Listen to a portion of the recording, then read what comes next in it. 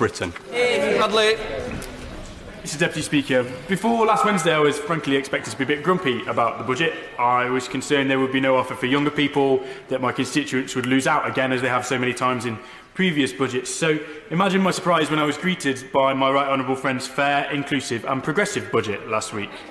As I've said in this chamber repeatedly, the people of Mansfield have in the past felt ignored and neglected by Westminster, and successive governments haven't addressed the needs of that area in their budgets. But in this budget, I'm optimistic that many of the challenges my constituents face are covered with a number of small steps in the right direction. Whilst the increase in the national living wage is welcome everywhere, nowhere more so than Mansfield, where 38% of workers are in low-paid employment. This, coupled with the increase in personal allowance announced by the Chancellor, will mean more of my constituents keeping more of their hard-earned cash.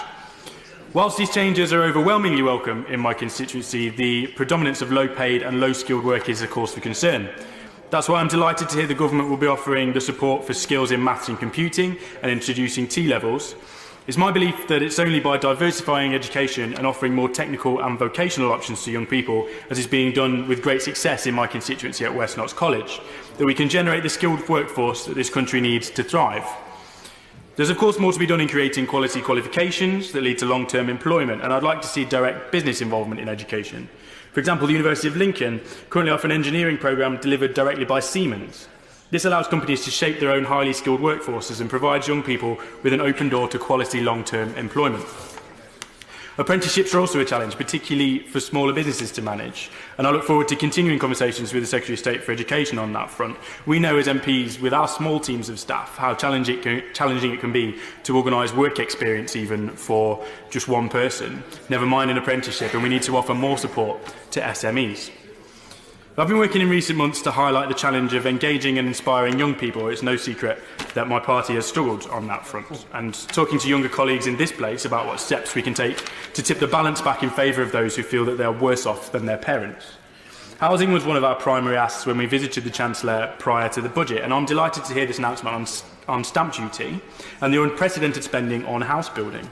The commitment to council tax levy for empty homes, which is a huge problem in Mansfield, is also welcome news, and I'm hopeful this will free up more homes for the private rented sector and for social housing. This is a big step in the right direction. However, in the future, I would very much like to see the government take a lead on this issue and invest in its own house building programme. If we want them built, then let's build them, build the kind of houses we need, and make sure we meet that 300,000 a year target. I'm sure that's a discussion that will continue to be at the top of the agenda.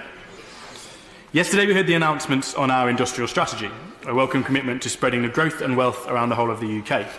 In a modern digital world, it's no longer the case that every business needs to be based in the city centre or in London, and there are huge opportunities for Mansfield and the East Midlands more broadly.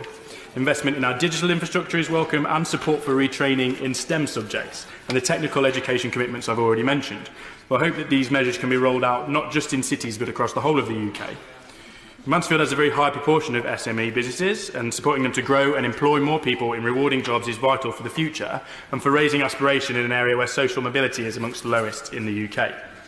Whilst many of these announcements themselves aren't earth-shattering in isolation, what it does show is that the government has a vision for the future, and these small steps in the right direction, whilst limited by the economic and political realities that are very clear, show a commitment to advances in housing, in health reform, in education that are incredibly positive, and it's a vision that I'm very happy to support.